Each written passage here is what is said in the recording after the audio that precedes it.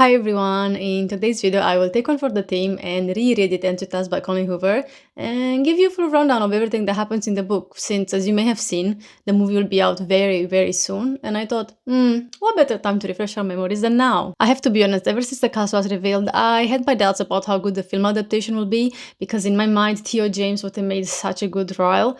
But if you've seen the trailer around, that she looks quite decent and I'm excited to see it. Now, first things first, trigger warnings, because this book deals with very heavy topics and I'd like you to be aware of them before we continue this video. Here's a full list of them and also keep in mind that I will be giving spoilers. Well, if you're ready for the recap, let's begin. Here's how the opening scene goes. Lily Bloom is on a random rooftop in Boston and she's just trying to relax and enjoy her evening when she hears this agitating, grating voice and it's Ryle fighting with a chair, and the chair is winning. Anyways, they start chatting and they share these things that they call naked truths, which is basically them being very blunt toward each other. Here's what we learn from that conversation. 1. Riley is a neurosurgeon who had a very traumatic case at work and that's the reason why he's on the rooftop, to cool off. 2. Lily's full name is Lily Blossom Bloom and she loves gardening. 3. She's on the rooftop because she messed up her speech at her dad's funeral. She didn't really like him as he was abusive towards her mom. 4. Ryle wants to sleep with her. And 5. Lily is not into one-night stands, she's actually waiting for her Prince Charming. She does mention that her first love was a homeless guy called Atlas. Remember, Lily is not into one-night stands, but that's not going to stop Ryle because what are boundaries? Luckily, she's saved by his phone ringing for a medical emergency. Honestly, I believe that this was a clear sign from the universe to steer clear of this guy, but she's not going to listen. After this encounter, Lily realizes that in order to heal, she needs to confront her past, so she's going to read her old journal entries. Fun fact, instead of starting her entries with Dear Diary as most people do, she actually addresses them to Ellen DeGeneres. Yes, that Ellen, because she loved Ellen's show.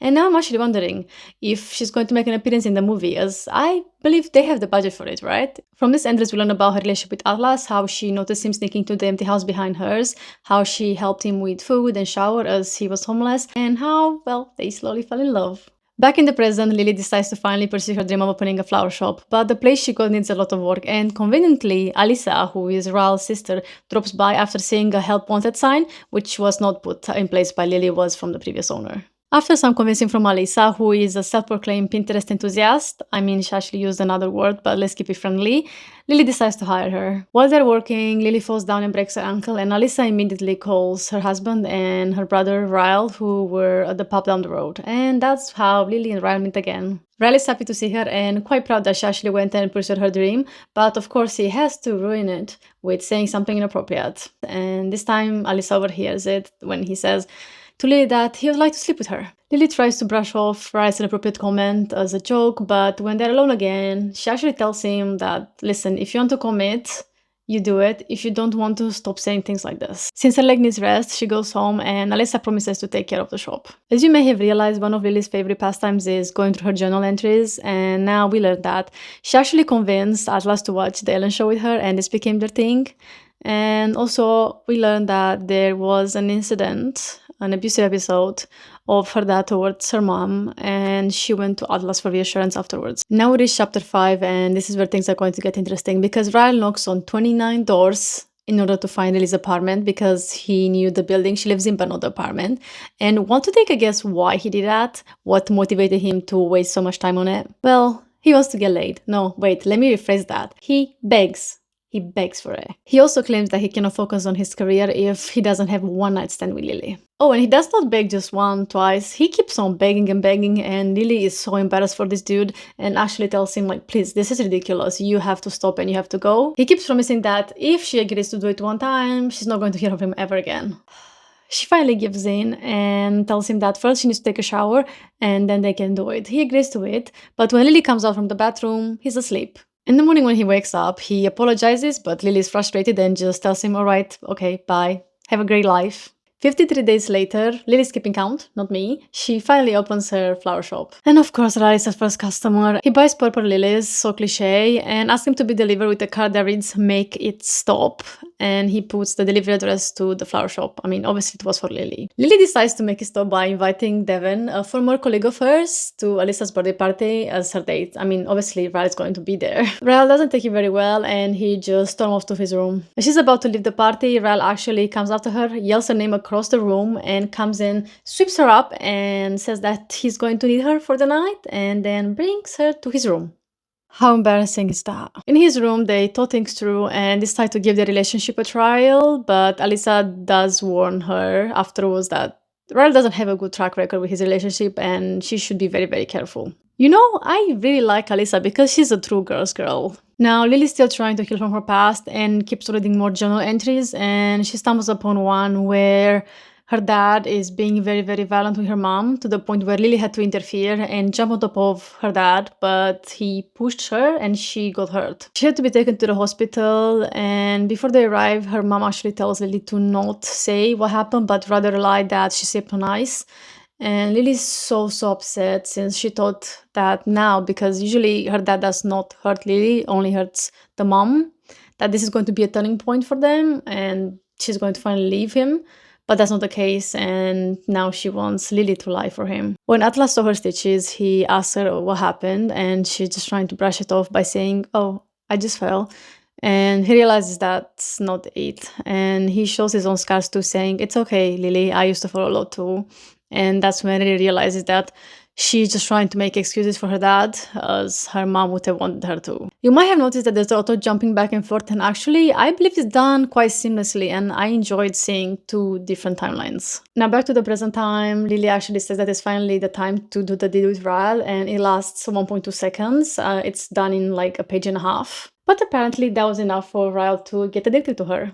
But nothing will last forever, and when Lily, her mom, and Ryle go to have dinner at a new restaurant in Boston, guess who they meet there? Guess who is their waiter? It's Atlas. What a timing, right? Their reunion is bittersweet because, well, now Lily is with Ryle, and Atlas apparently also has a girlfriend, but that does not stop Atlas from saying to Lily that, "I kinda wish I bumped into you a year ago." For the next part, I would like to give you a trigger warning because this is going to be very intense and graphic. Lily reads again from her journal and recalls the time when her mom was by her dad, and the scene is very devastating, especially when you see that her mom is trying to tell the dad to be quiet since Lily was in the room. And what's even sadder is that the mom found an excuse for him again afterwards. Lily is completely shocked after this and hates her dad, and Atlas is there to comfort her. But she soon learns that Atlas is actually going to live to Boston and live with his uncle. Lily's upset by this because obviously Atlas is a big comfort to her, but she reassures him that it's okay, they're going to meet in Boston again one day. Jumping back to the present time, Alyssa breaks the news that she is finally pregnant. And the good news don't stop there because Lily and Ryle actually decide that the trial is over and they're finally in a relationship now. I have to say that Ryle actually benefits a lot more from this relationship than Lily is, and he actually realizes that when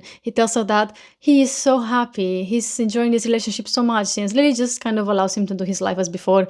You know, like work long hours, come home whenever he wants, and, well, he acts exactly as he did previously, but has some benefits. Surprisingly, Ryle actually opens up a bit about his older brother that passed away, and do keep that in mind because it's going to come up later up in the story. But nothing goes well too long in their relationship. Soon after, while they celebrate the fact that Ryle is going to perform a very, very rare surgery, he forgets to use the oven gloves to take the food out from the oven, and he burns his hands. And his hands are very important to him as they are his entire career. Keep in mind that they were both drunk and not acting right, but somehow Ryle blames Lily for the fact that he burned his hands. And not only does he blame her, but he shoves her, and she is in absolute shock. But because this was the first time that happened, she tries everything in her mind to find an excuse for him and thinks to herself that he's not like my father and forgives him. But she did that after a lot of gaslighting from Ryle's part because he actually told her for the first time that he loves her, that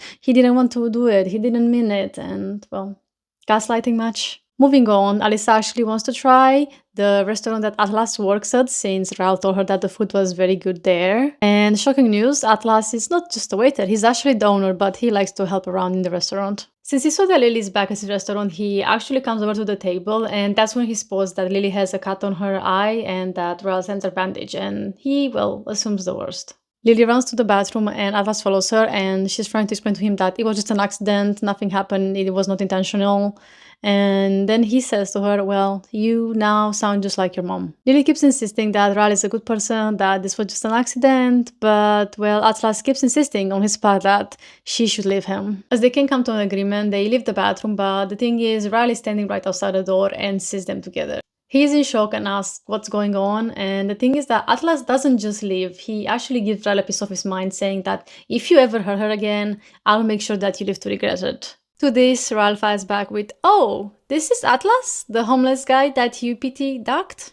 Obviously, after that, punches are being thrown, and it ends out with Ral being kicked out of the restaurant. On the way back home, they keep arguing with each other, and Ral is telling her that, see, that's why I didn't want a relationship, because it's just so stressful. And Lily replies with, well, if it is so stressful, you can just leave. But Ral is scared of losing her, so they just make up again. The next day, Atlas goes and visits Lily to her flower shop in order to apologize. He does clarify that he's not apologizing for defending her, but for saying that she sounds exactly like her mom. That was hurtful and he should not have done it. But he also came to give her a gift, which he got 3 years ago, and it's a copy of Ellen's book, signed by her, with the quote, "Just keep swimming," from Finding Nemo, which is kind of like their thing. As you can tell, she's so touched by that, and he also says that he's so proud of her and impressed with what she's done with the flower shop. Before he leaves, Atlas writes his phone number on a piece of paper and gives it to Lily and says, just in case. She replies that she won't need it, but he says, well, I hope you won't. At last, Lily reads her final entry from her journal, which is from the time she turned 16, and Atlas came back for her birthday. As a gift, he actually gave her a magnet from Boston because that's all that he could afford, and up to this day, she keeps that on her fridge. Atlas confesses that Lily actually saved him without meaning to, because that night when he became homeless and came to the empty house behind hers, he actually wanted to self-exit. But right in that moment, Lily's bedroom window lighted up, and he took that as a sign since she looked exactly as an angel, and he decided he's going to keep on living. Later on, they end up making love, but her dad catches them and he is not taking it lightly. He beats Atlas to the point of him needing emergency care, and he never gets in trouble for it because the town saw it as he saved his daughter from these homeless dudes that coerced her to sleep with him, which was far from the truth. Lily didn't hear from Atlas after that, but she did search him up over the years and saw that he's alive, he's well, and he's in the military. Atlas has always been on the back of her mind, so one only night while she was in college, she actually went and got a tattoo, a tiny heart, where Atlas used to kiss her. Well, that was part 1 of the book, but brace yourself because part 2 is just something else. After some time together, Riley and Lily decide that it's finally time to get married, so they fly to Vegas and get it done, and they're happy, but for only about 6 weeks, since afterwards Riley accidentally finds the piece of paper where Atlas left his phone number. In rage, he breaks Lily's phone and leaves, but she follows him, and that's when he pushes her down the stairs. And then when she regains consciousness, actually lies to her that she fell, but she knows that's not true. Still, she forgives him. The relationship continues to sour, and that's when Alyssa notices and tells Riley that he should probably come clean about his past and what happened when he was younger, which is that he accidentally shot his older brother when he was 6 because he didn't realize that the gun he was holding that he found around in the house was a real gun. Riley begs Lily to save him from this pain, and she forgives him once again. I do have to ask though, who's going to save Lily? Soon after that, Alyssa gives birth to a girl, and they're going to call her Riley from Riley because her and her husband look up to Riley a lot, apparently, and the extra E for Emerson. In the meantime, Riley buys an apartment for him and Lily, and he does not console her beforehand and just shows her, and she's fine with it because, well, what can she say? He already got it. But as usual, happiness does not last long in his relationship, and soon enough, Riley is going to do something very major and traumatizing to Lily. This time, he's going to degrade her and take advantage of her and force her to do things that she does not want to do because he has a fit of jealousy since he found the journals that she wrote when she was younger about her relationship with Atlas, but also because she kept the magnet from him, that she has a tattoo of him, so basically he is everywhere and Riley does not like that.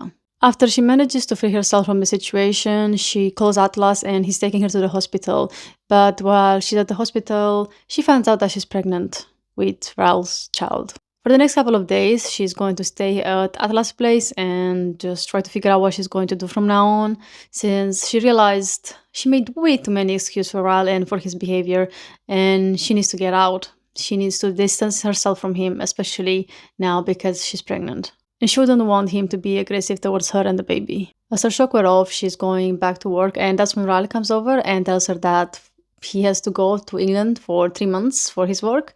And that's okay since he realizes that she needs some time. No shade, Sherlock, but she does not tell him about the child yet because she's unsure what to do about him. In other news, Atlas comes clean about the fact that he actually did not have a girlfriend. He lied since Lily seemed happy with Ryle and he did not want to interfere. And apparently he did come to her also a couple of years back, but she was in a relationship back then as well, and he again did not want to interfere. And this is when he delivers one of the best quotes from this book in my opinion, and is, in the future, if by some miracle you ever find yourself in the position to fall in love again, fall in love with me. I mean, God. That just got me in all the feels. As time goes by and Riley is still gone, Alice actually notices that something is up with Lily and goes to ask her what's going on. And she tells her the truth. And then Alyssa replies, as Riley's sister, I do wish that you could find a way to forgive him. But as your best friend, if you ever take him back, I'm not going to talk to you ever again. And see, I told you, Alyssa is a girl's girl and I really, really love her. She's one of my favorite characters, actually. Soon enough, however, 3 months are up and Riley's back. And when he comes back, he realizes that Lily's pregnant and he's very happy. But she won't take him back. She said that she's not really comfortable at the moment and not quite sure how much she should allow him in her life, as she's still scared of him. That didn't go away. She does tell him that with time, as she gets more comfortable, she might allow him a lot more in her life, but for now, just he should understand and be patient. As Liz is unsure about what to do with Ral, she actually decides to tell her mom everything that happened to her, and they have such a bittersweet moment where they talk about the trauma, and actually her mom urges her to not forget her limits because she forgot hers and it should have never went that far as it did. Lily decides to take that advice, and throughout the pregnancy, Riley is mostly absent, coming over just a couple of times to help her out set up for the baby. Finally, Lily gives birth to a girl and they decide to call her Emerson. And the thing is, right after, she is asking for a divorce. Riley, as usual, is trying to change her mind, but she's firm in this decision, and actually she delivers another one of my favorite quotes from this book. My mother went through it. I went through it. I'll be damned if I allow my daughter to go through it. I kiss her on the forehead and make her a promise. It stops here, with me and you. It ends with us. Time passes and they share custody of Emerson, and actually on Ryle's day with her, Lily meets up with Atlas and they decide it's finally their time now. And here comes another one of my favorite quotes from Atlas, and is, you can stop swimming now, Lily. We finally reached the shore. And that just, what an ending. It's such a perfect way to end this one, in my honest opinion. What a ride this book has been. It's just an emotional roller coaster. And I'm so excited to see how the movie adaptation will turn out. That being said, thank you so much for watching and I'll see you in the next one. Bye!